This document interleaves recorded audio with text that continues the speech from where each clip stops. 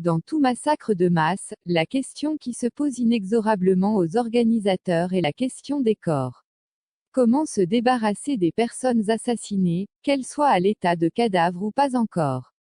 Les Allemands, avec leur sang de l'organisation, avaient résolu le problème de la mise à mort avec les chambres à gaz, et la participation active des industriels de la chimie, spécialité bien allemande, et se débarrassaient des corps en les incinérant.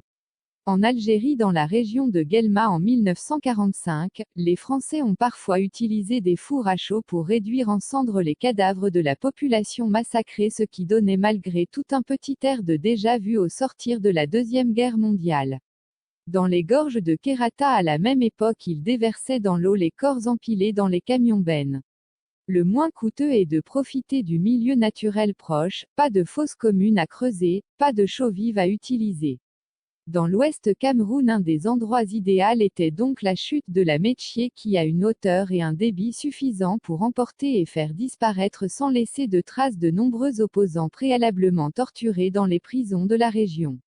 Les gendarmes français arrivaient sur place avec les personnes dont il fallait se débarrasser et les poussaient tout simplement du haut des chutes où ils ne pouvaient évidemment pas survivre.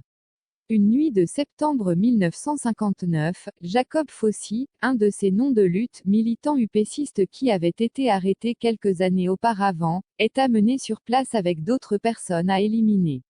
Le gendarme Outard est un des fonctionnaires français chargés de l'opération. Il ne reviendra pas, tout comme Jacob Fauci.